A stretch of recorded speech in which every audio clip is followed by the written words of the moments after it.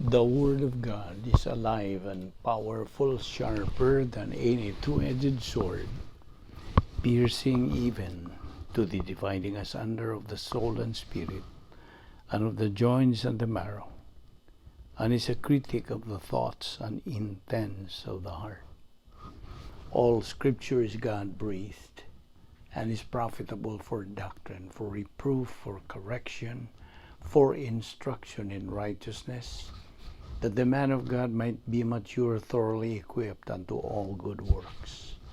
Study to show thyself approved unto God, a workman that needeth not to be ashamed, rightly dividing the word of truth.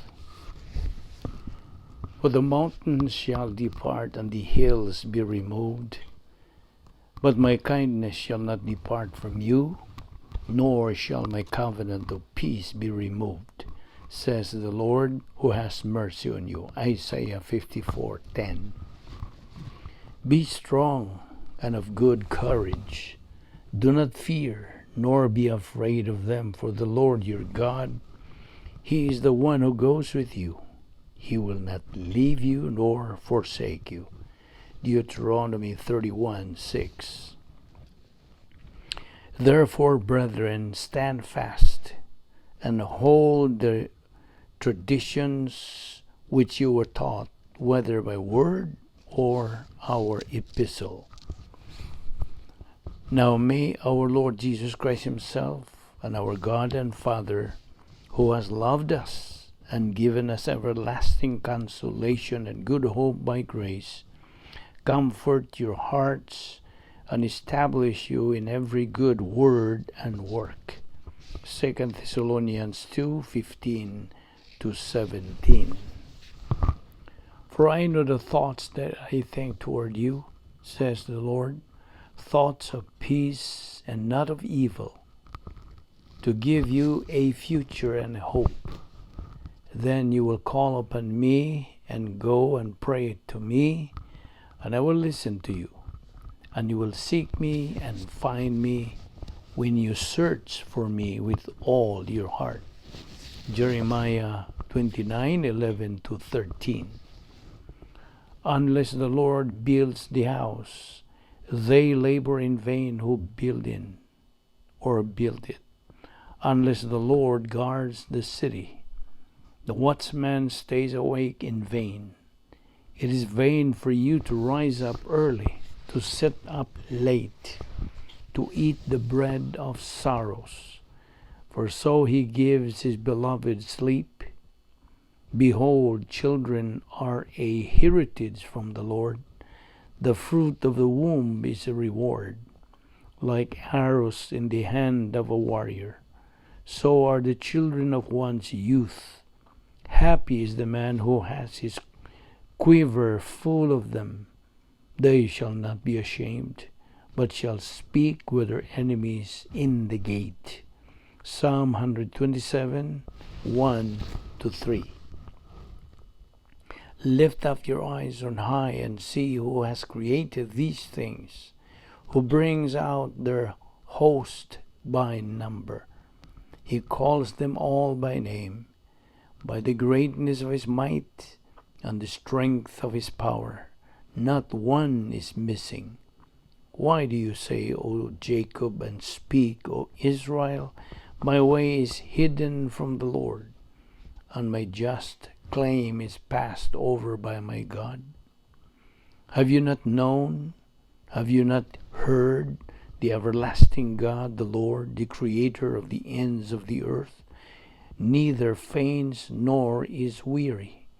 His understanding is unsearchable. He gives power to the weak, and to those who have no might He increases strength. Isaiah 40:26-29. Before we start our daily Bible study, nining adlaw, gikinahanglan ang atong susi sa atong kaugalingon. Kung napawatay mga salak, kini mahimong babag sa atong pagabuhatong pagtuon sa pulong sa Dios, busa ang mando sa Dios nga kana atong isugid. 1 John 1:9 says, if we confess our sins, God is faithful and just to forgive us our sins and to cleanse us from all unrighteousness. Ikaw higala nga wala pa'y kaluwasan, giagda kas paggamit niya ng imong free will and make the most important decision in your life, the decision to believe in Christ as your Lord and Savior. Acts 16:31 agayon, believe on the Lord Jesus Christ, and thou shalt be saved. Sa hilom, magandam tas tong kagalingon. Let us pray.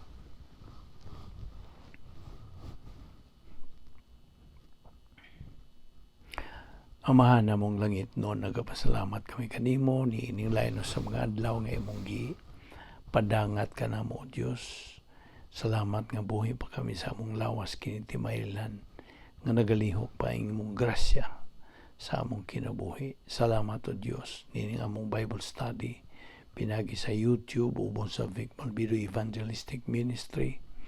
Panalangini kini o Diyos ning among ministry o pinagis pagtudlo ka naman sa Barang Espiritu Santo.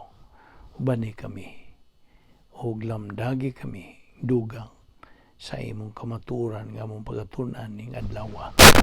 Kining tanan among gipasalamatan sa ngalan ni Ginoong Hesukristo. Amen.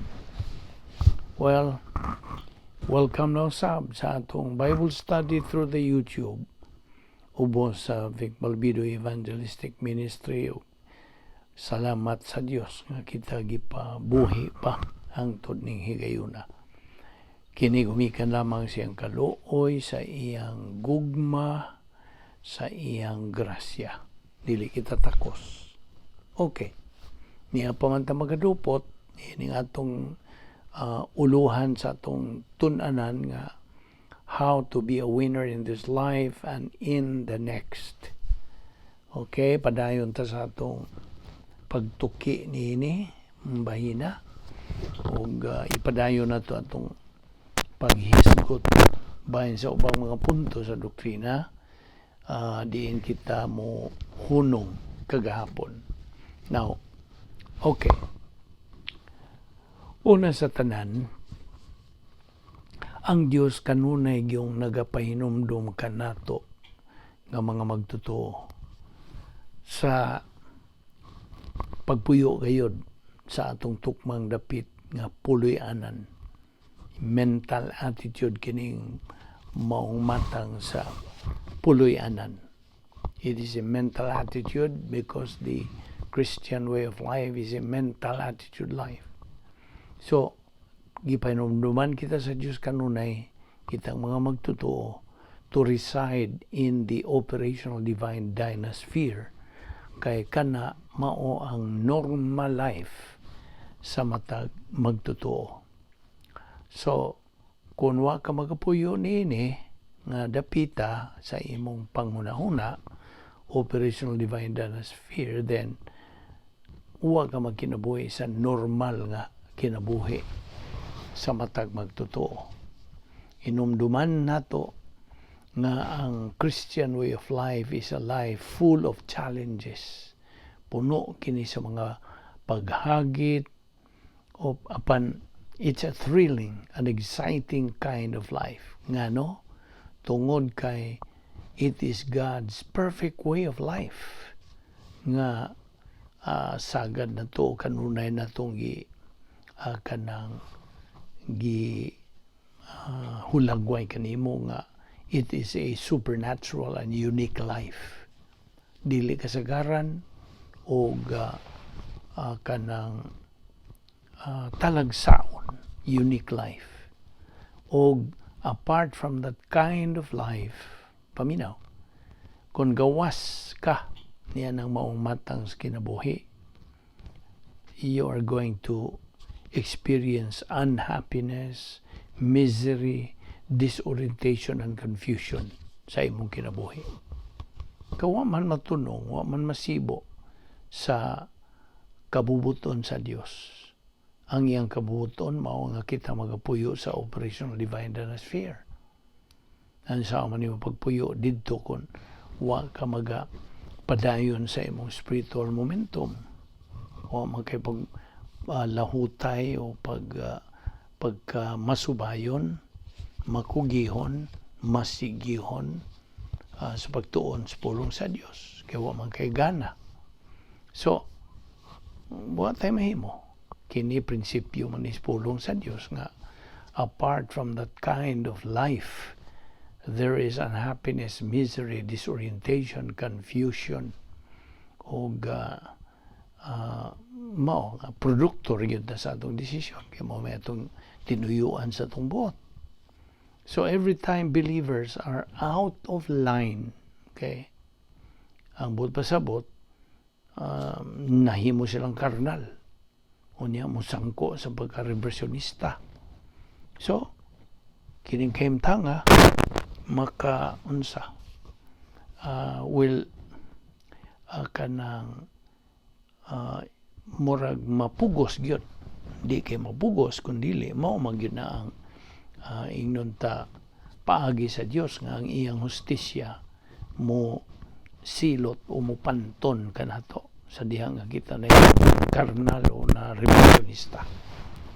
Kay nahigawas man ta nining maong unique kind of life sud sa operational divine atmosphere. But why are believers being punished? Ato naman ang hisgutan kagahapon na panaton yung balikon kay importante mo ni kayo. Nga naman nga mga magtutuo kanang pagapantunon man. Well, ang mga magtutuo pagapantunon gumikan sa ilang pagsupil, pagdishonor, pagdisobey sa Dios pinagi sa pagbuhat nilang sala. Now, ito nang giingon nimo nga it is not sin itself, mo hinungdan nga pagsilutan ta o pagapantunon ta. So mo na nga itong ipaklaro nimo nga ang usa ka magtutuo disiplinahon tungod kay nakabuhat dili. You are not disciplined of because of your sin, dili ang sala mo hinungdan kundi ang imong pagdishonor, pagdisobey. Kaya nga naman di man mao cause nga pagpantunon ka, dili man ang sala. Tungod kaya all of our personal sins were already judged at the cross. Ano nga itong ipatinaw ni mo kagahapon. So, dili na lagi isyo ang sala. Ang isyo mo ang imong pagdisobey, pagsupil, pagsupak sa unsa, sa kabubuton sa Diyos. Ang supak ka na mas kabubuton sa Diyos sa diha nga kanang mubuhat ka og sala. You see? I hope you understand this line of thought, this point of doctrine. Punto mga sa doktrina. So, siguro hagyod nga imong masabtan kining maong punto. Klaro nimong nasabtan. You as a believer, panton ka, gidisiplina ka because you have sinned. Mao na ang hinungdan. You have committed personal sins through the decision sa imong volition. To what? To unsa? To sin. Right? Namo na. Imo mang himo ang desisyon di mo nga mo buhat ka sa sala. Now, you are being punished for committing those sins. You are not, kung balikon, you are not being punished for your sins. Again nga no, tungod kay ang tanan nato mga sala have already been judged on the cross. Sabtagi na.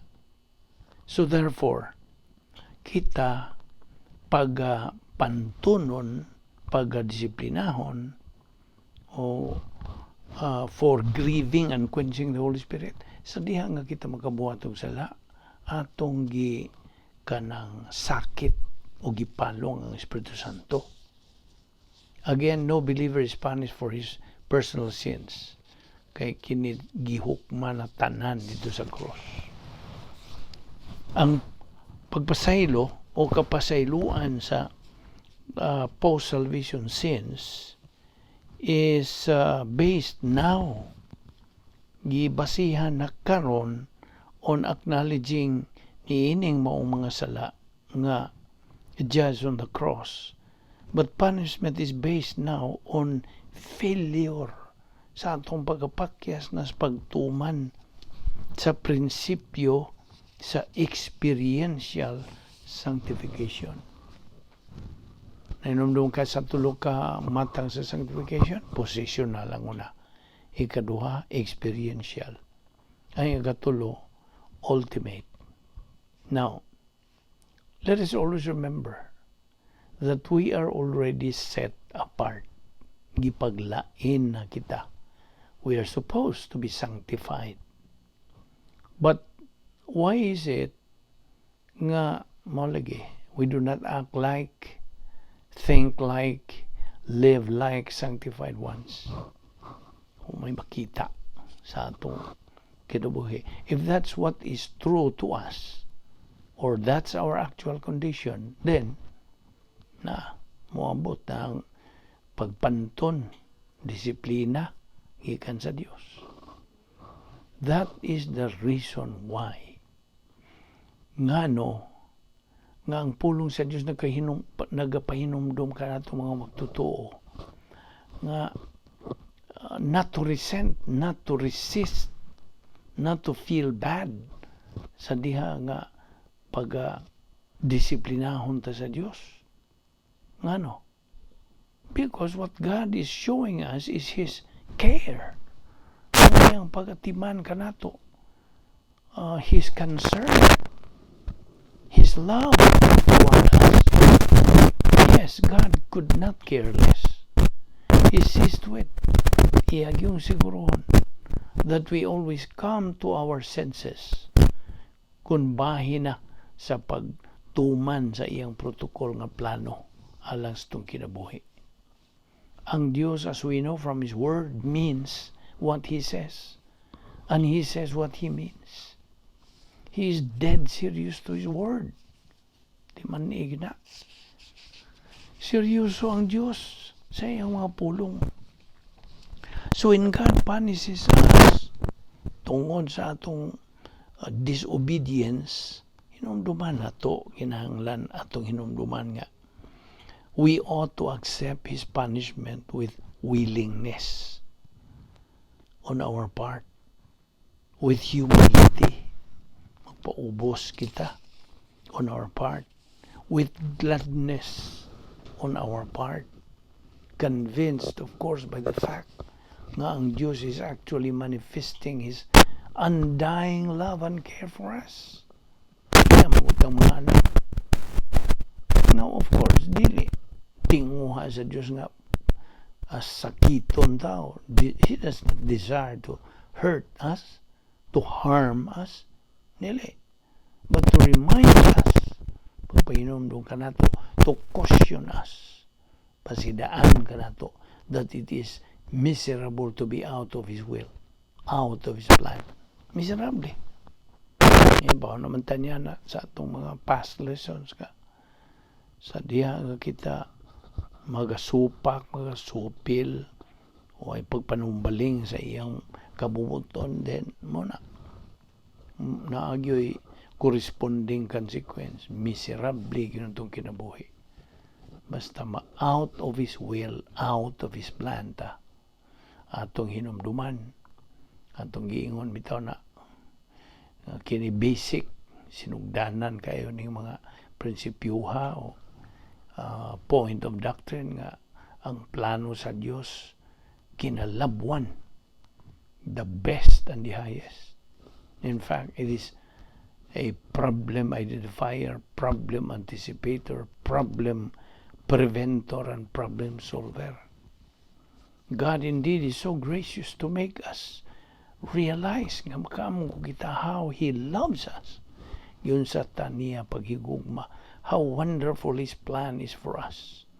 Unsa ka nindot di ay sa iyang plano alang kanato. So much so nga He cannot bear to see His children going out of line. Dili yun. In fact, dili iyang kabubuton nga ikaw mahimong loser. Pildiro sa kinabuhi. Okay? Alright, so, timan na nato itong tulo lagi ka. Matang sa sanctification. Positional, experiential, ultimate.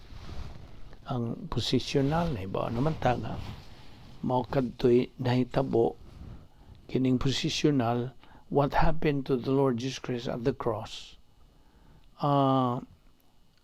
niyadto, katubang nahitabo niya dito sa cross.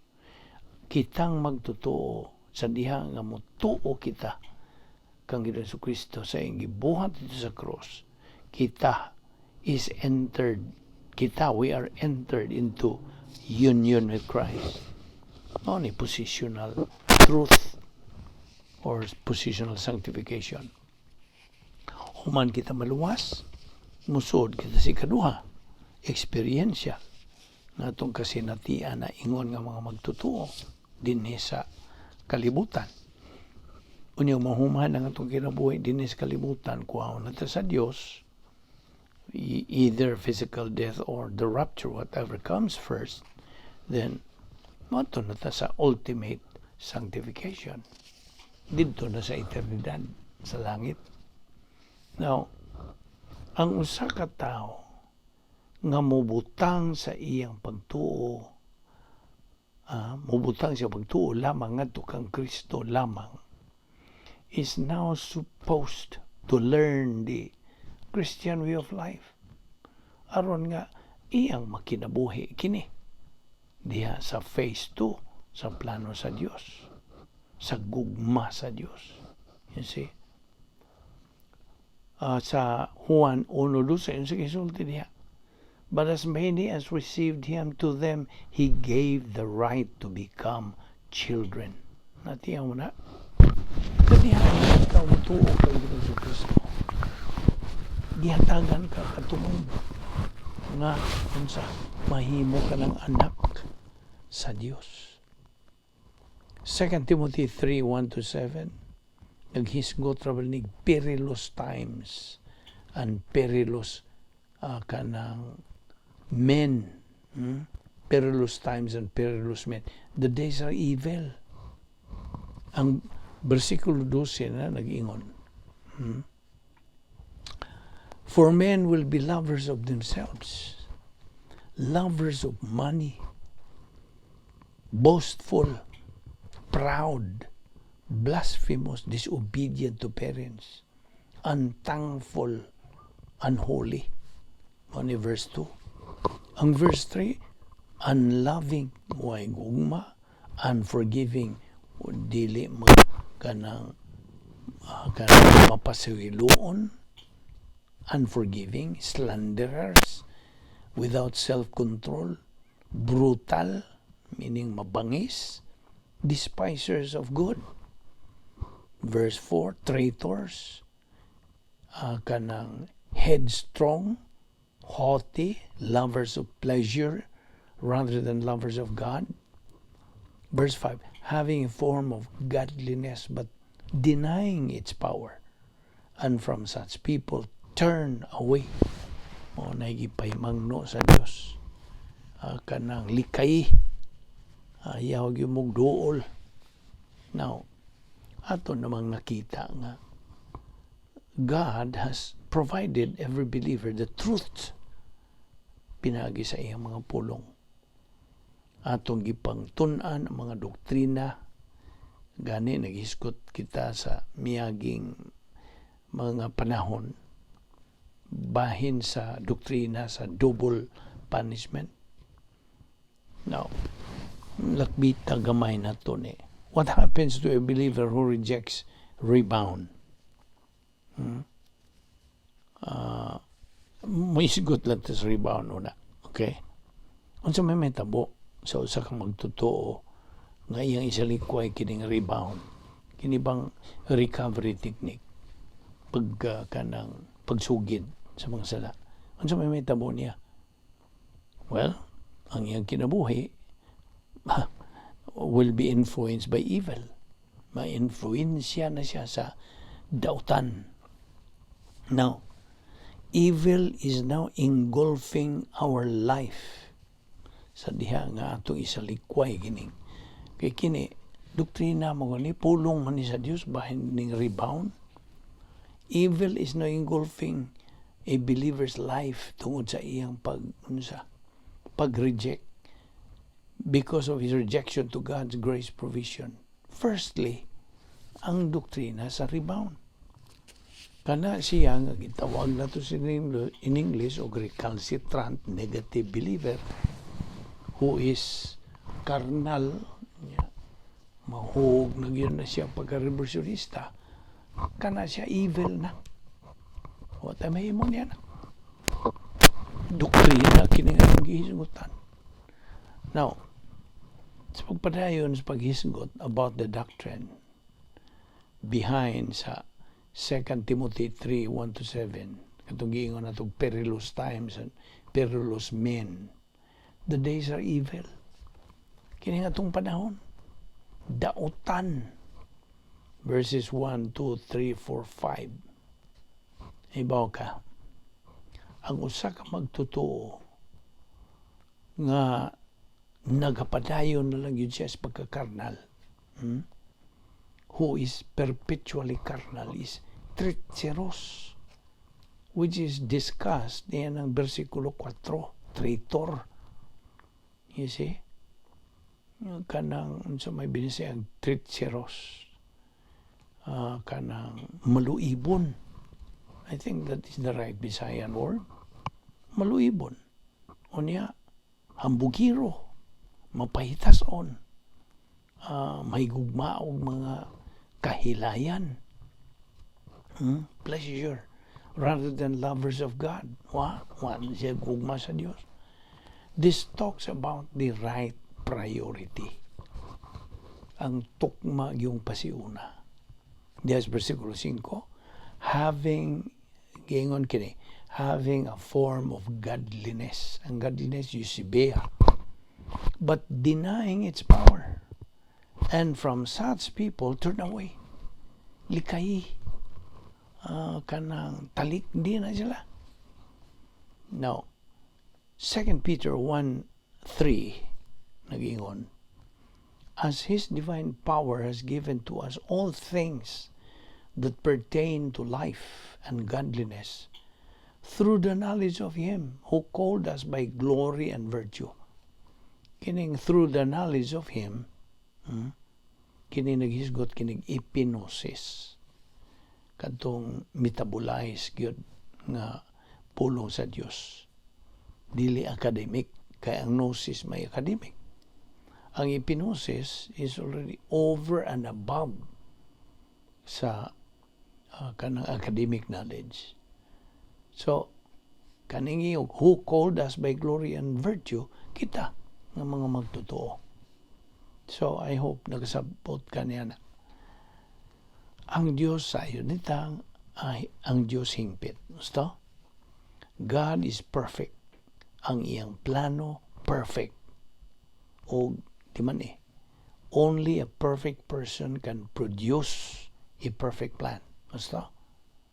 O tungod kay ang Diyos, hingpit man, ang iyang plano, hingpit. Nakita niyo mo? O gawas sa operational divine sphere, outside of it, ang magtotoo will only use human means, not spiritual means. Tinood. Sa diha nga, may gawas ta sa operational divine sphere, ang ato raging ipanggamit, mga human viewpoint ra yun. You see? Dili spiritual, human ra. And while we are there, kung to ata, maingon lang tag simbako, katawa man ta mo gamit yan ang simbako, meaning kana nga we wish nga dili ta maka puyo dito. And while a believer is there diyan sa CDs, he cannot fulfill God's plan for his life. Dili. Basic man na kayo. Basic. Sinugdanan kayo ng pagtulunan na. Nga di ito makahimo pagkatuman sa plano sa Diyos sa kinabuhi kung tuwan ta sa gawas. Kaya naraman natong atuman ang plano sa Diyos itong kinabuhi sa suod niya ng operational divine sphere. Kasabot ka? Kung nahigawas ta tungod sa pagbuhat na itong sala, then ang atong gamiton, tinamahanon rin yung mga pangunahuna, human viewpoint. Kung nanay mga suliran mo, abot sa itong kinabuhi, human solution itong gamiton. Nga nahogra ba na sa prinsipyo nga human solution is no solution. Only divine solution is the real, genuine solution. You see? So, ang usa ka magtutuo nga tuwas gawas is a loser, believer, piliro. So, unsa man niya pag kanang kahimong mananaog nga mo man niya tong, in fact, it is our topic sa atong gisgutan. How to be a winner in this life and in the next. Unsa man na, di man ka winner, loser ka man. Tinuyuan man si mong buot. Now, Matthew 22 verse 29, you are constantly being deceived. The believer is ignorant samtang siya anaa sa iyang pagkakarnal because he has no knowledge of God's power. Wa. Ang usa ka espirituhanon nga magtotoo needs to be discerning. Nanginahanglan siya nga makaalinggat dayon by studying God's word on a daily basis. Mao ni nakita ni mo unsa ka bililhon ka mayroong danon, how essential, how important the study of the Word of God. You see? Now, unsa man yung pagka-discerning? Kaya kining discernment ato ning angko na nga ingnon ta virtue. Now, how can we acquire this virtue kung wala pagtuon sa pulo sa Diyos on a daily basis? Ang uban kaninyo, naningkamot nga magkatuon adlaw-adlaw pa na malagi na daghang mga babag. It's a matter of priority. If you have doctrine, magkamubahin sa imo panahon, right? You know how to budget, how to bide your time. Now, the only way, paminaw, the only way, ang bugtong pagi nga ikaw dili malingla, is to learn Bible doctrine and become discerning. Klaro kayo hana. Mora ni pagi, nga dili ka malingla, di ka we will be tossed here and there. Kanang tuwang-tuwang lang niya itong pagkinabuhi niya na. Balik ko na ko. The only way not to be deceived is to learn the truth, the Word of God, so you become discerning. Now, ito namang take up ang mga pipila ka mga prinsipyo, especially about divine punishment. Hibaw naman tanga. There are two categories of discipline, punishment. Number one, result of bad decisions made, nato. Number two, result of God's move to discipline, nato. Okay? Akong malikon, two categories of discipline or punishment. One, result of bad decision made by a believer. Number two, result of God's move to discipline that believer. Now, we are not supposed to react musinta tadayon sa kanang pagpanton sa Diyos kanato. Kaya binimo, a believer can either live his life by spiritual way, spiritual means, or he can live by human way. Human kanang mga paagi. You see? Doon na siya kapilian. Now, when a believer resides, doon siya magpuyo sa operational divine sphere, giingon bitaw na nato nga he is as good as God is good. You see? So, Wala kay maghisgot tag dili magtotoo. Ang dili magtotoo has a choice. Of course, unsa may iyang duha ka choices. Salvation, may una, or condemnation. Ikaduha. Mao na iyang kapilian. These are two options nga iyang pilion. Unya, ang usa ka magtotoo, naman po siya kapilian. Unsa man una. He can live his life in a carnal way. Ikaduha, or he can live his life in a spiritual way. You see? Kining duha ka hugpong sa mga tao, believer and unbeliever, na sila duha ka mga choices. Ako ra kung malikon, aron di gyud mo makalimtan. Ang dili magtotoo, doon na siya duha kapilian. Okay? Makapili siya, mahimo siyang magpaluwas. Ang ikaduha, mahimo pa siyang di magpaluwas. So, hukman siya, of course. Either he wants to be saved or to be judged. Mao na duha ka choices. Ug ang usa ka magtotoo po, doon na po siya duha ka choices. Duha ka kapilian. Either magkinabuhi ba siya sa kinabuhi karnal, ay kaduha, or magkinabuhi siya kinabuhing espiritual. Naibaw na po ka mga resulta niya na. A believer can be very moral and very religious. Hinimbahon, way kontra, mayong tao, talahuron, kanang gitamod siya sa katilingban. Kung may mo paghimuan na siya monumento kay labihang maayuhang tao. Okay? Manggihatago. Tanan nga mga kanang gidawat sa katilingban nga talahuron siya. He can be very moral and very religious but not spiritual. Na I'm talking about a believer. Magtotoo ang itong isgutan.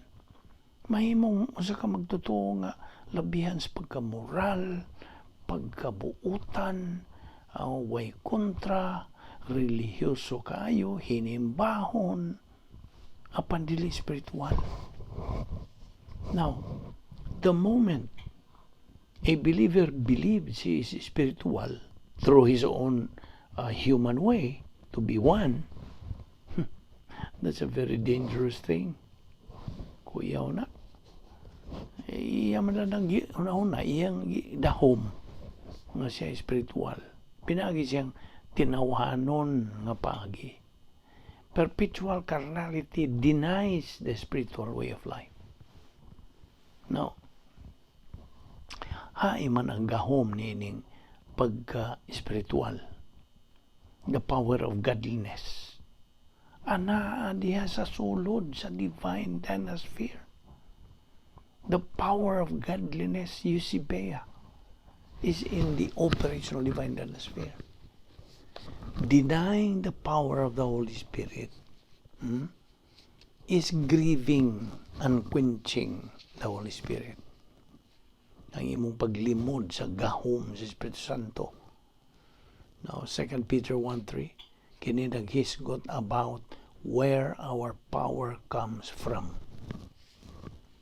Now, where does love come from? Your love for God ba? Where does love come from? Tubag? Through our true knowledge of Him who called us for His glory. Ang atong tinuod yung kaalam kay balo bahin sa Dios. Now, volition, atong kabubuton, really has a very vital part sa plano sa Dios. Ang Espiritu Santo dili makalihok dinhi sa atong kinabuhi unless we let Him through our volition. Kabubuton gyapon. Ang Dios di man nato hingpit. He is perfect. His plan is perfect. Since God is perfect ang iyang plano sa atong kinabuhi. Perfect pod. Kaya only a perfect person can produce a perfect plan. Since God is perfect, His plan is perfect. Samtag na. So if you want to fulfill God's plan for your life, then unsa? Pahimosli paggamit ng mga spiritual assets nga gihatag sa Dios kanimo. Kanato nga mga magtotoo. 2 Timothy 3:5 naghisgot kinig a form of godliness. Verse 6, these believers are those who enter into households and captivate women. Now, what does who enter into households mean? So, ibot pasabot.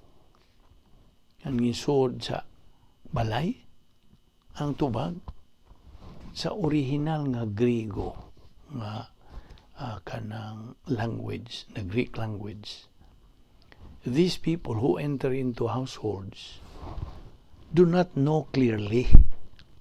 Then they captivate.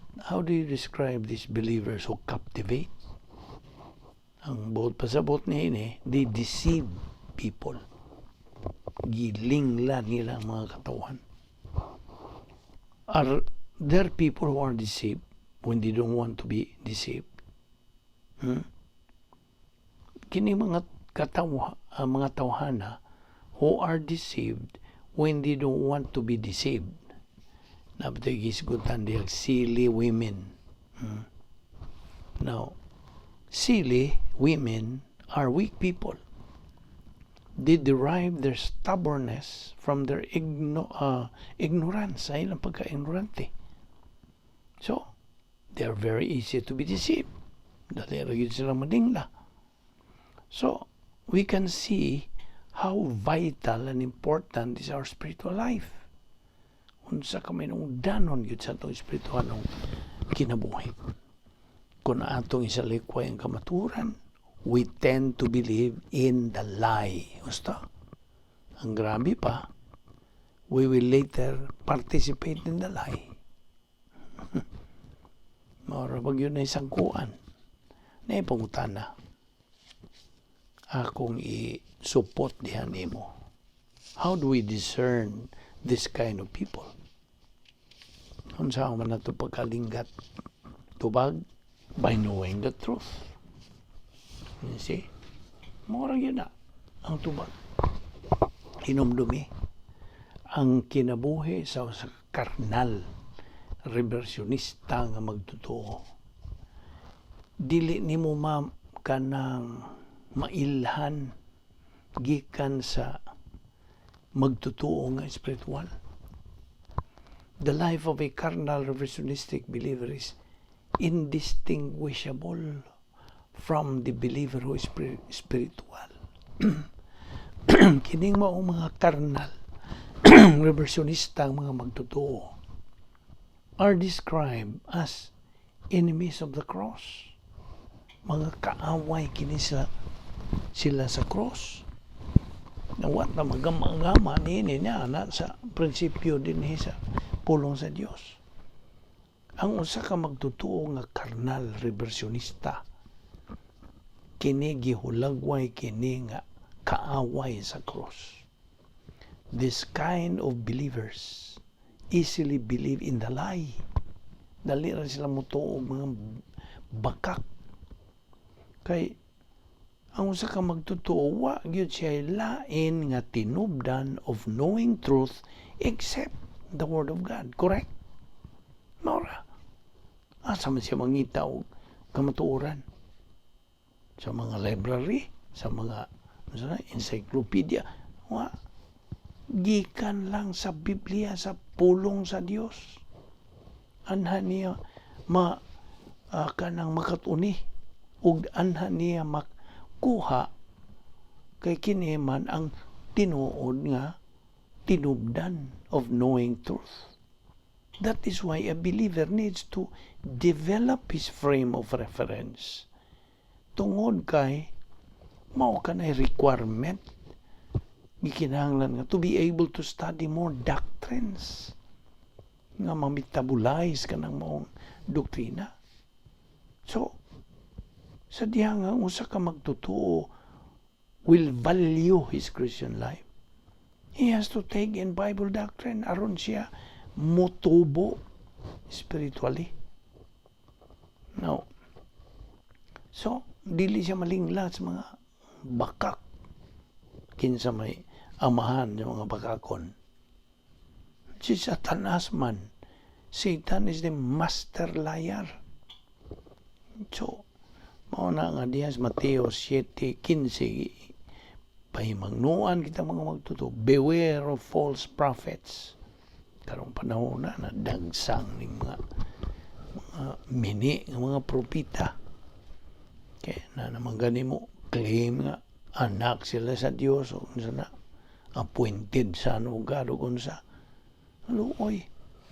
Beware of these false prophets karong panahon na mudagsang ra bagyo ni. Ug di na ni mubintaha ako ka na mangiingnan ni sa makadaghan na akong pasabot nimo nga kining mga nagakaguliya nga kahimtang sa kalibutan din na nimo bintaha mo samot panon kini prior to kanang pag-rapture, pagkuha ka na itong mga magtotoo. You see? So beware of false prophets. Romans 16:18, for such men are. Ikaw nalay sumpay niya na pagbasa niya ng mga bersikulo. Now, so many Christians today think that if you are emotional, that is when you become spiritual. Wrong. Kinasayupan ka na. Ang ilang pagtuo nga kung ma-emotional kunuhay ka, anak ka mahimong spiritual. Noon sa bantaon pagkabaliha na. It is wrong. It is only feeling of the Holy Spirit that the believer becomes spiritual. Di man na. Ang pagpapuno sa Espiritu Santo ra, mao kanay paagi nga gitudlo sa pulo sa Dios kanato nga ikaw mahimong spiritual. I'm talking to you as a believer. Now, Galatians 4:17-18 nagisgot ni og human kanang public relations. Public relations, PR. Mao nang iyong doing good so people will approve you. 2 Corinthians 10:12, they appeal to pride. Na mo na aron pagpaburot kanila kanang ulog-ulog kanila. Now, di man niya, karong panahon na nagkaguliyang kahimtang sa kalibutan na mga false teachers, kanang mga false prophets, unsa pa. Taghang mini nagkadaiya na ni mga mini nining kalibutan na kay ano man mo malagi ni gidumala malagi ning kalibutan ni Satanas. Gitugutan man siya sa Dios. Sikat-sikat na gini si Satanas karong panahon na labi na naibaw na siya nga kanang init kini karong pagsangyaw sa mga balita sa kaluwasan ng mga ministry karon nga gipanggamit sa Dios aron kay masangyaw gyud kini mukalat kini sa tibuok kalibutan no nang si Satanas pod sikat-sikat pa siya di mahimo ni. You see? So, false teachers are clever. Mga false teachers karong panahon na. Kung why metabolize doctrine, we don't have the ability to discern false from truth. Di man na. The only way, akong balikon, the only way to kanang prevent you from being deceived or misled, mao ang pagtuon sa kamatuoran. Now, by the way, sugot na false teachers. Who are the false teachers? Kinsa man yung mga false teachers? Mga believers na ba ni? Mga magtotoo. Nabi ito sa versikulo 7 diyan, always studying, but even then, they can never learn. Na sa 2 Timoteo 3, versikulo 7. Always studying, but even then, they can never learn. They have the form of godliness, but denying or denial the knowledge thereof. Ang sao man na. Sige, kunuhan sila tudlo, paano man sila mutuo. Sao man nila pagkaton kung di sila mutuo. Of course, kung tulo sa pagkaton, hanggang paano man nila tuuhi. So, na, mutudlo na silang mga mini. Now, doon ay tulo ka mga butang nga makaguba sa imong espirituanong kinabuhi that can ruin your spiritual life. Number 1, repression. Number 2, spiritual denial. The believer cannot see sa iyang mga sayop, iyang mga flaws. He denies it. Mo ni spiritual denial. Repression, kana bang ang una nini, repression ang imong kanang kalimot. Paningkamot nimo sa pagkalimot. Unya, ang ikatulo, projection. Mo na yung falsely attributes his sins to others. Iyang ipahid sa uban. So, timan-an yun nato kini. Unsa man ang atong pasiuna sa atong kinabuhi. Timan kining prinsipyo. What a believer prioritizes in life is what runs his life. Basta, unsa man ang iyang pasiuna sa iyang kinabuhi, mo kanay nagadumala, naga-run sa iyang kinabuhi. Ato ni padayon ba? Di nilang una kita muhunong o atong ipadayon ang mga punto nga may kalabutan nini atong tunanan how to be a winner in this life and in the next. Magampo ta. Ama namong langit no, nagapasalamat kami kanimo niining lain nga matamis nga gayon sa pagpakigamitay sa imong mga balaang pulong. Salamat o Diyos sa imong pag-uban kanamo, pagtudlo kanamo pinagi sa Espiritu Santo. Gamhi kami o Diyos sa among pagpadayon sa tuon sa imong mga pulong. Without the feeling of the Holy Spirit, we cannot understand your truth. Musa salamat o Diyos. Ining imong grasya nga nagalihok sa among kinabuhi. Salamat sa among Bible study pinagi sa YouTube, ubos sa Balbido Evangelistic Ministry. Dada kami pagbalik ugma dinhi aron kami makapadayon sa among spiritual momentum. Kining tanan among gipasalamatan sa ngalan ni Ginoong Hesukristo, among bugtong manluluwas. Amen.